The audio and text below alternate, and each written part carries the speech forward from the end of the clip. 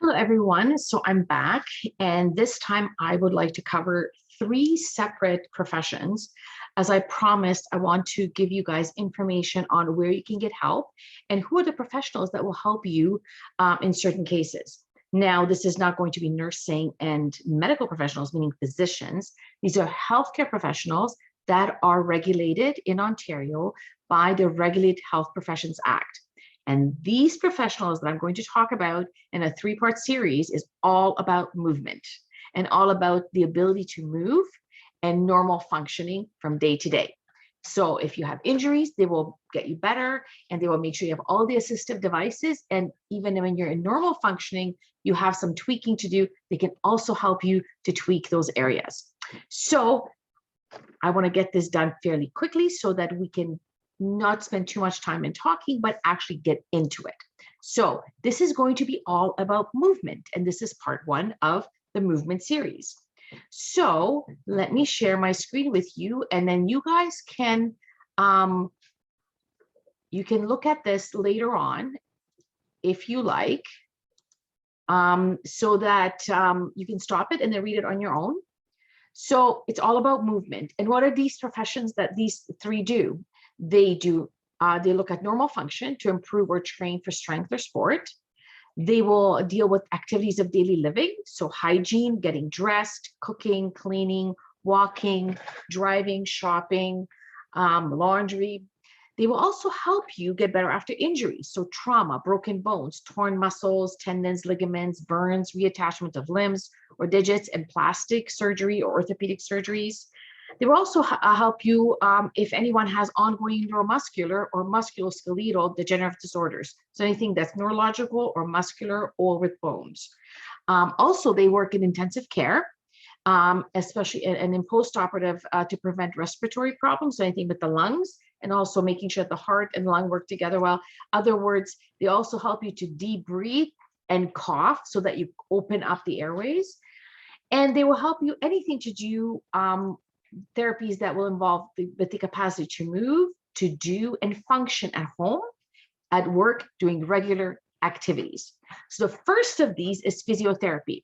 And I wanted to just clarify one other thing. Because they're regulated healthcare professionals, they also are part of your circle of care, and they have ethical standards around privacy and confidentiality. So they may ask you things like, what are your allergies? What is your health history? Have you had any surgeries? What medications are you on? So that when they're working with you, they're making sure that everything is in order and that it doesn't impede or cause any problems with what you're doing. And sometimes medications can affect, are you going to be in more pain, less pain, and especially if it's after surgery. So the first of these professions is a physiotherapist. So what do physiotherapists do? Most people know that they do something to do with helping with your muscles, strengthening, and so on. But let's read it. Let's read what's in their actual Regulated Health Professions Act. It is the practice. It is the physiotherapy is a practice that is the assessment of neuromuscular, musculoskeletal, big words, cardiorespiratory, heart and lungs, the diagnosis of diseases and disorders associated with physical dysfunction. So remember, it's physical dysfunction. Something is not working physically when they're moving.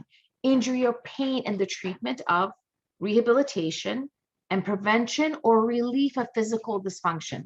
Injury or pain to develop, maintain, rehabilitate or augment function, and promote mobility. Wow, that's a lot of stuff. Basically, they can assess you to look at what's going on. They will have a treatment plan, and then they work with you to promote and to get back to normal function as much as possible, or to whatever normal will be after whatever happened. And sometimes you can be even better than you were before. Now, where do physiotherapists work, or where would you find them? Now, you do need a doctor's order to get physiotherapy done. So if you have here in Ontario, part of it is covered by our healthcare plans, but also with insurance, they can also cover it.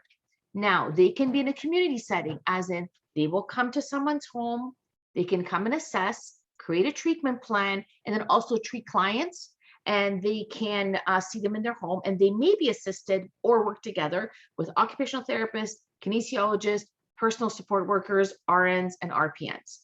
They also help after operations, post-operatively. They prevent any kind of complications that stops the lungs from opening up.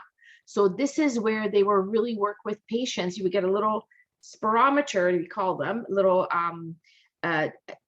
gadget that people have to actually blow in and then also pull air out. So that actually helps, and they have to move a little what do you call it, a little ball in the gauge, so that to see how far they can go with their lungs. And they keep doing this. It actually exercises the muscles of the chest and also the lungs. And this is really important after people have an operation. So if any of you had surgery, you know what I'm talking about, and you know it's hard work, but it's worth it because you keep those lungs open, you get that oxygen in there, and you got lots of energy, and then you can do more work because muscles do work and they need oxygen to do the work. In the hospital, in all departments, they assess patients after an operation with special needs, those who need to get strong for rehabilitation. So for example, if someone's been in the hospital for a while or had an injury, they need to go to rehab. It's a physiotherapist that gets them strong, gets them walking the distance, gets them walking up and down the stairs. They also help out with spinal cord injuries. That's a very complicated and also very specialized area. Orthopedic surgeries, traumas of any kind, from burns to brain injuries. And then there are also outpatient clinics where they assess and treat clients for rehabilitation for all sorts of musculoskeletal injuries, sports injuries, and special needs such as spinal cord injuries or brain injuries. And a lot of you would know them from outpatient clinics where either you pull the muscle or you pull the tendon, and you just needed to get that sorted out. So physiotherapy would be the one that would do this. And physiotherapists work as part of a team, where we work together with them as nurses, doctors, occupational therapists, and so on, to make sure that clients get better. And we start rehabilitation and strength and moving joints as soon as we can or are allowed to. And they usually need a doctor's order, like I said. And when they get that order, usually they find out, how much can we sit someone up, how much can we move the joint, like what degrees, how far, how much weight can they carry, or how much weight they can actually use to strengthen. And then they will build up slowly. And sometimes some people need a little bit more time and start off a little bit slower, and others can start somewhere else. But that's it for physiotherapy. And then the next one will be, I think, occupational therapy.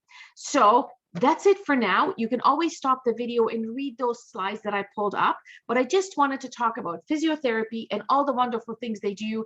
And I have worked with lovely, lovely physiotherapists, and I love them all and do a fantastic job. So for now, I'm signing off. Have a great evening, and I will see you next when I talk about, in part 2, about occupational therapy.